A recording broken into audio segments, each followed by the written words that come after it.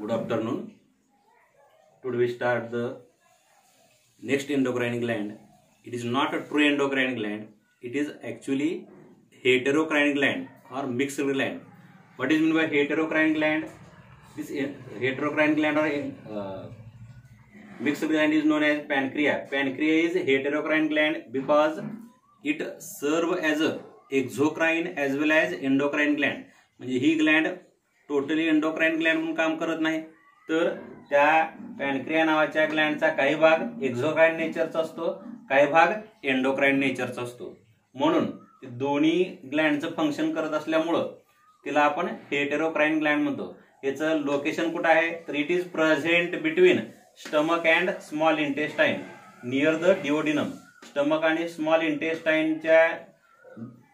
इंटेस्टाइनचा duodenum ज्या ठिकाणी U shaped tubular structure तयार करतो त्या दोघांच्या मध्ये ही ग्लँड प्रेझेंट असते.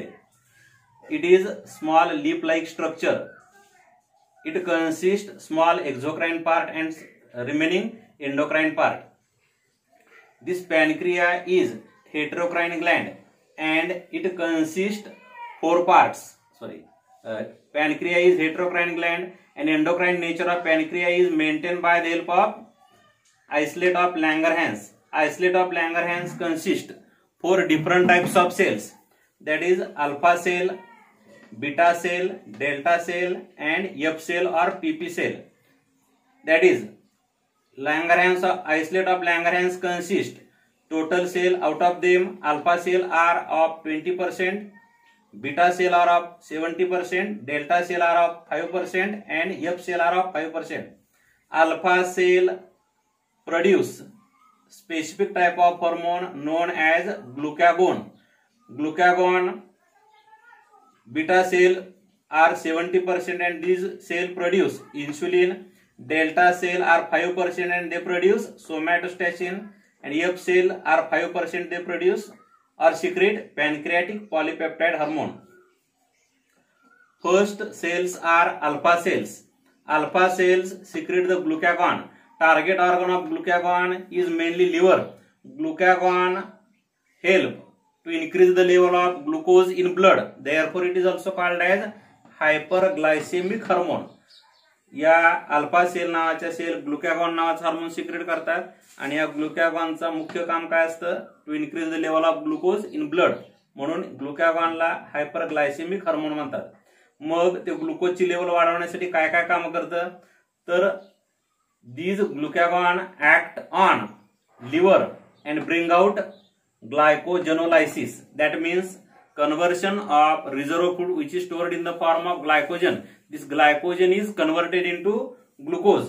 It is called as glycogenolysis. म्हणजे glycogeno stands for glycogen, lysis stands for breakdown of glucose is carried out in the liver in presence of glucagon and help to increase the level of glucose in blood.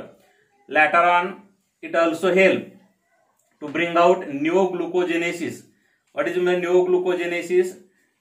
Neoglucogenesis means it help for conversion of non-carbohydrates into carbohydrate. For example, lactic acid is converted into glucose in the liver by the help of glucagon, and this process is supported by the thyroxine also.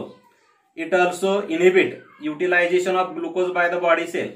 म्हणजे थोडक्यात ग्लायकोजनचं conversion glucose मध्ये करून non carbohydrate glucose मध्ये convert करून lactic acid सारखे non carbohydrate glucose मध्ये convert करून आणि बॉडी सेलला ग्लुकोज वापरायला बंद करून या तीन पद्धतीनं ग्लुकोजची लेवल ब्लड मधली वाढवण्याचं काम ग्लुकागॉन करतं. म्हणून त्याला हायपरग्लायसेमिक हार्मोन म्हणतात. Second cell are beta cell. Beta cell are of 70% of the total cells of isolate of Langerhans.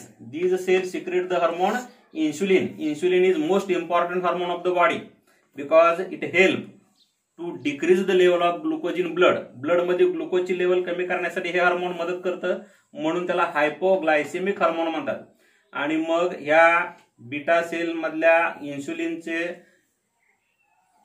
Glucose कमी करण्यामध्ये कोणकोणत्या पद्धतीचा वापर करतं तर insulin help to convert excess amount of glucose into glycogen in the liver. It act on liver, and in liver or muscle cell it help for conversion of excess amount of glucose into glycogen. ज्यादा झालेल्या ग्लुकोजला glycogen मध्ये convert करतं. साधारणतः ग्लुकोजची level बॉडीमध्ये किती असते? 70 ते 140 mg पर 100 ml. दर 100 मिलीला 70 ते 140 mg एवढी ग्लुकोजची लेवल आहे. जर ग्लुकोजची लेवल ह्याच्यापेक्षा जास्त झाली 140 mg पेक्षा, तर इन्शुलिन त्या जादा झालेल्या ग्लुकोजला ग्लायकोजन मध्ये कन्व्हर्ट करतं आणि लिव्हर आणि मसल सेलना ते स्टोअर करून ठेवायला सांगतं. त्यानंतर ऍडिपोज सेल मध्ये सुद्धा ते excess amount of glucose glycogen मध्ये कन्व्हर्ट करून रिझर्व्ह फूड म्हणून स्टोअर करून ठेवलं जातं. It also stimulate body cell to utilise the glucose. Body सेलना जास्तीत जास्त ग्लुकोज वापरण्यासाठी हे स्टिम्युलेट करतं. त्यानंतर जास्तीत जास्त ग्लुकोज ब्लड मधून बॉडी सेलकडे ट्रान्सफर करण्यासाठी मदत करतं आणि अशा पद्धतीनं ब्लड मध्ये ग्लुकोजची लेवल कमी करायला मदत करतं. म्हणून त्याला काय म्हणतात? हायपोग्लायसेमिक हार्मोन. या हार्मोनची कमतरता झाल्यानंतर डायबिटीस मेलायटस नावाचा आजार होत असतो. तिसऱ्या सेल आहेत डेल्टा सेल. डेल्टा सेल या टोटल आयसोलेट ऑफ लँगरहॅन्स मध्ये फक्त 5% असतात. त्या सेल सोमॅटोस्टॅसिन नावाचं हार्मोन सिक्रेट करतात आणि हे सोमॅटोस्टॅसिन नावाचं हार्मोन या बीटा आणि अल्फा सेल या दोन सेल मध्ये तयार होणाऱ्या इन्सुलिन आणि ग्लुकॅगॉनचं फॉर्मेशन रेग्युलेट करतं. म्हणजे formation of insulin and glucagon is regulated by the help of somatostatin and this somatostatin is secreted by the delta cell. या डेल्टा सेल फक्त 5% असतात. चौथ्या प्रकारचे सेल आहेत त्या म्हणजे PP cell. PP stands for pancreatic polypeptide secreting cell or they are also called as F cell. These cells are also 5% of the total cells of isolate of Langerhans and this pancreatic polypeptide cell help to control secretion of pancreatic juice. हा exocrine part of the pancreas जो असतो तो pancreatic enzyme आणि pancreatic juice असे दोन प्रकारचे घटक तयार करतो. त्यापैकी पॅनक्रियाटिक ज्यूस नावाच्या घटकाचं फॉर्मेशन रेग्युलेट करण्यासाठी या एफ सेल मधला पॅनक्रियाटिक पॉलिपेप्टाइड मदत करत असतं.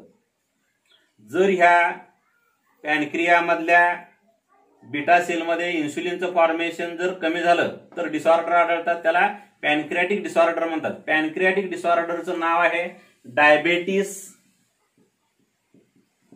मेलायटस. डायबेटिस मेलायटस इज आपण त्याला मराठीमध्ये मधुमेह म्हणतो, साखरवालेला आजार म्हणतो. जगातला हा खूप मोठा डिसीज आहे.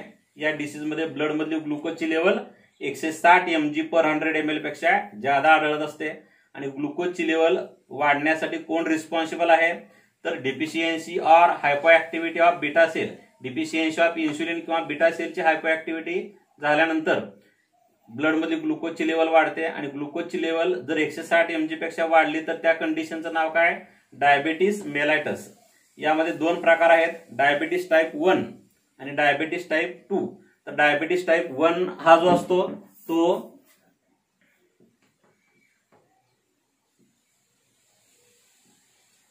इन्सुलिन डिपेंडंट डायबिटीस मेलायटस या नावाने ओळखला जातो.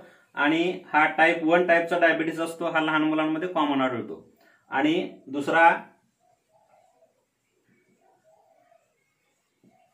नॉन इन्सुलिन डिपेंडंट डायबिटीस मेलायटस हा मात्र अडल्ट पर्सन मध्ये आढळतो आणि तो या हायपो ऍक्टिव्हिटी ऑफ द इन्सुलिन मुळे झालेला असतो की ज्यांच्यामुळे ब्लड मधली ग्लुकोजची बॉडी सेलकडे ट्रान्सपोर्टेशन कमी केले जाते, त्यामुळे ब्लड मधली ग्लुकोजची लेवल वाढलेली असते. थँक्यू.